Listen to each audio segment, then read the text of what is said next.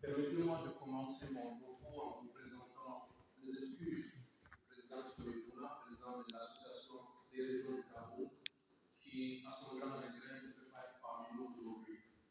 Il me demande de vous transmettre ses salutations distinguées et le respect de l'ensemble des collectivités territoriales du Cameroun, notamment ceux de la régionalisation.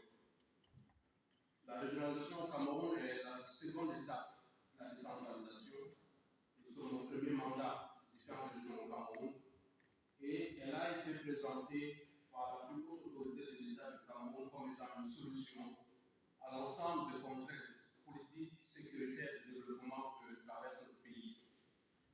À ce titre, elle s'étale d'être le vecteur de la mobilisation, de l'identification, de la mobilisation et de la mise en œuvre de différentes solutions que notre pays compte apporter aux populations dans la recherche de leur mieux-être au quotidien. Nous avons la chance d'avoir un pays bilingue au niveau de langue officielle, portant 10 régions et à peu près 374 communes pour 250 ethnies. Ce qui fait que cette chance devient à la fois la panacée et la seule solution pour maintenir ensemble cette mosaïque d'aspiration, de volonté et surtout de recherche. Cette contrainte s'aggrave aussi, Madame la secrétaire générale de la francophonie, par le fait que l'âge médian des Camerounais aujourd'hui tourne autour de 20 ans. 75% de la population a moins de 25 ans.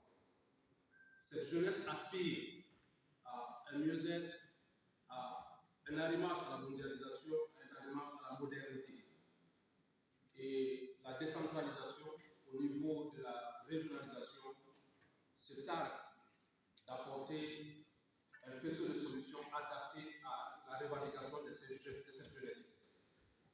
Qu'en est-il de notre adhésion à la francophonie?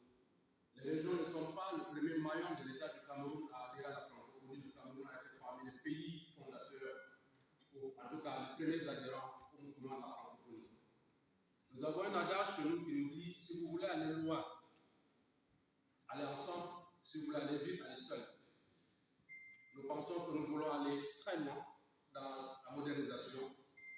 C'est pour cela que les régions francophones et anglophones du Cameroun ont adhéré tous à l'AIRF et cherchent à bénéficier de l'expérience, du partage d'expérience des différentes régions qui nous ont précédés dans cette aventure et apporter elles aussi dans ce mouvement de partage, de donner et de recevoir, l'expérience que nous avons de la gestion des différentes difficultés liées à la multisectoralité des populations qui composent notre pays.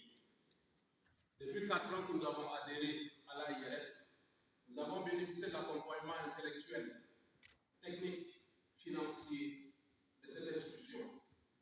Nous pensons que nous pouvons en tirer davantage, mais nous avons aussi à offrir en retour l'expérience de nos différentes collectivités. Cet échange, ce partage se fera dans les contraintes administratives de notre association, mais aussi et surtout dans ce mouvement, cette force de la jeunesse de nos institutions, des collectivités territoriales décentralisées, dans la jeunesse de nos populations, et surtout en cette foi ferme que nous avons un avenir commun dans l'espace francophone.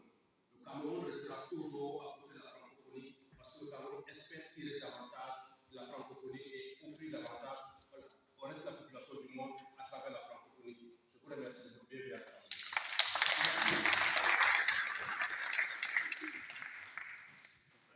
Je voudrais maintenant qu'on puisse permettre à notre secrétaire général de pouvoir partir et encore une fois, nous applaudissons.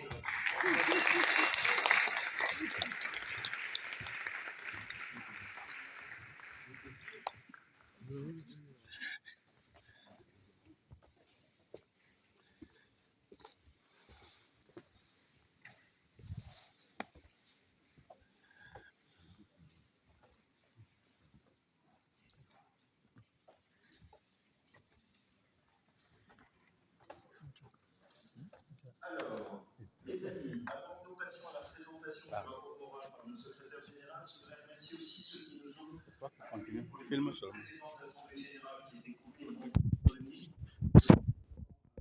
Je